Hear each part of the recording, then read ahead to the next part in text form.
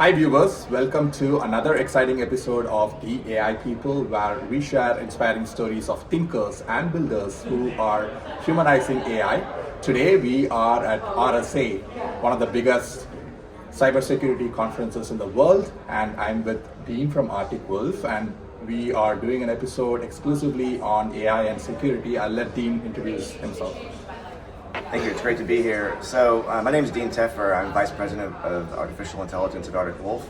I've been at Arctic Wolf about 2 years. I've been in the cybersecurity industry for a little over 15, 16 years, but I've been doing machine learning in production for over 30 years. So I'm excited to be here to talk to you today. Awesome. And when we talk about cybersecurity, we definitely need to take stock of the trends. As AI is evolving, the security, the threat landscape is also equally becoming challenging for organizations to address. So I would like to get your thoughts, given that you're a security expert. What are some of the trends that you're seeing right now when it comes to cybersecurity at the intersection of AI and security? It's a great question, and things are changing really fast in all industries, but especially cybersecurity, because as you pointed out, AI can be used both to attack and also to defend. Cybersecurity is an interesting industry because it's adversarial. So even if I had some magic AI that could solve cybersecurity today, it would not work tomorrow because the adversaries are financially interested in defeating our defenses. So like I said, I've been in cybersecurity a long time. 15 years ago, AI or machine learning, data science was used primarily to detect threats. So malware detection, malware classification, detecting malicious files. Over about 10 years ago, the field added what we call UEBA, which is user and entity behavioral anomalies. And so we would use machine learning to baseline devices or users and then try and detect anomalous behavior. And this has been around for a long time, and the success has been somewhat muted, I think. Everything changed a few years ago with LLMs because Arctic Wolf has the largest commercial security operations center in the world, and we have 1,000 people who analyze alerts, who triage and protect our customers. And all that data, even though it's generated by machines, all that log data, all that telemetry is human readable, it's text. And so LLMs are really great at processing huge amounts of text and making decisions. And so that's how we're using it. And we've built what we call the swarm of experts, which is a hundreds of agents that operate together to make decisions for customers. But it includes people. So people train the agents, but people are also in the loop. And so if an agent can't make a decision, it doesn't guess, it escalates, it summarizes what it's done, and escalates to a human. What we're seeing this year at Arctic Wolf, so I think last year, a lot of people thought this might be the AI year for security, and we didn't see it. There wasn't a whole lot. And same with Black Hat, the other big conference. But this year, it's all AI. There's a lot of announcements about AI usage in security operations, but also in writing better defenses. And so I think this is probably like the AI year at RSA, but that's kind of what we're seeing right now. That's awesome. So any major tech conferences that you go these days, AI has become a center theme. I know you have a lot of really interesting announcements coming up, especially around security capabilities to manage threats that are increasingly becoming prominent because of AI. I would like to hear more about your announcements, and how are some of your customers and prospects responding to these new product capabilities and announcements? Yeah, thanks for asking. So we're going to have 3 major announcements this week, Arctic Wolf does.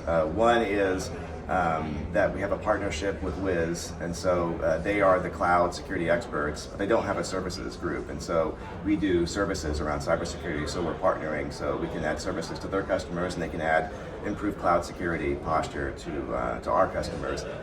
The other is, I mentioned the AI SOC, so SOC Security Operations Center. We've launched that, so it was in test prior. We test everything internally. Because we have our own analysts, we can sort of dog food all of our AI products and make sure they're high enough quality, and so that's been general release to all of our customers this week. And the other is our Superintelligence platform. So I think your listeners will know that the quality of machine learning and AI is largely a function of your data backend. How well you're processing data, how well you're labeling data, how accessible that data is, And so we've had we weren't first to market with AI SOC, but I think we're best because we've spent so much time building our data back end that we've been using for over a decade to provide security for our customers, using that and forming it in a way where our AI can interact with it very seamlessly. And so we announced all three of those things. And so far we're getting a lot of positive excitement. We've had a pretty busy booth. I'm speaking there over the next couple of days, and I think that this is really resonating with people. People are looking for how AI can improve their security posture, and every vendor has a response, but I think our message is resonating so far. That's great. And what would you say is your differentiated point of view, your secret sauce when it comes to tackling the problem that you articulated, and how are you as a company better positioned to bring value to your customers, protect true to the branding articles, how are you being the protector of their data and assets? I could probably talk about that for over an hour. Because the reason I joined Arctic Wolf is because of the Security Operations Center. So I've worked at all the product companies, and what is a true positive or an actual alert for one customer may not be for someone else. There's a lot of customer specificity, and so when the reason why SOCs and security has always been a human endeavor is that you have to use that human judgment to say, okay, is this alert relative to that customer today? If not, is something else more relevant to them, and how do I fix that?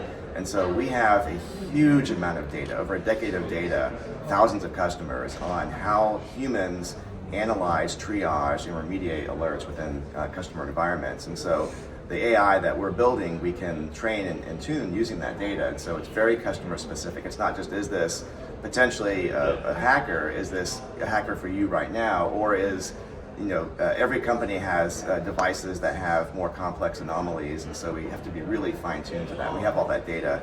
The other thing is the humans, like I mentioned. The humans aren't just training the AI, they interoperate with it. So if an agent can't make a decision, it escalates to a human, and then we monitor what happens then to retrain the AI, make it better. Like I mentioned earlier, cybersecurity is adversarial, and so there's always new attacks, there's always new attack surfaces. AI itself is a huge attack surface. A lot of customers are deploying it, and it's not really secure. There are worries about data loss protection, things like that. And so it's always evolving, so we always will need people in the loop, but our people, I think, are our secret sauce. That's great to know. Human expertise is probably really important, especially since the AI landscape, threat landscape is constantly evolving. I want to touch upon skill sets. I know you have a really good set of experts, but I also interact with a lot of college students, and cybersecurity is one of the domains that they are really interested in to build a career around. What would you say are some of the skill sets that would be particularly relevant for people joining the workforce, especially given that humans will now play an increasingly important role as human in the loop construct, working closely with AI agents? So I love cybersecurity. I kind of switched mid-career into cybersecurity, and I wasn't interested in it at first. It was just something I was working at a university doing research, and I fell in love with it. It's that adversarial aspect I find exhilarating because we want to protect our customers, but the attackers are always trying to find cracks in our defenses. I think it's very exciting. I think the skill sets that I would recommend are, there's so many different jobs in cybersecurity. There are people who are experts in policy and governance, people who are experts in IT, there's AI, machine learning expertise, there's the data engineering backend that you need to, the amounts of data in cybersecurity are truly vast. There's so much data, and so there's a lot of complex database, data management, data pipelining, engineering that has to go into it. So there's different kinds of jobs. I think overall, I would encourage people who want to do AI in cybersecurity to have training in computer science and data science. I think being curious and up to speed about the kinds of attacks and being sort of able to think like a threat actor. And I think the main thing though is problem solving. So the things we are doing in cybersecurity today are very different than what we did 5 years ago, and very different from 10 years ago. And so I think the reason I like this field is it's very dynamic. There's always something new. There's always something new to learn. So make sure you're always curious and not getting sort of, if you're not learning something new, then you're probably going to fall behind in cybersecurity. Great, that's awesome. And how would you summarize the RSA 2026 experience in a sentence? In one sentence, I think we already said it was the probably the AI year. I think AI is transforming cybersecurity both from a offense or attack perspective and a defense perspective. And I think that what we're seeing this week is how every company's thesis of how to address those changes. And I think it's a very exciting time for the industry.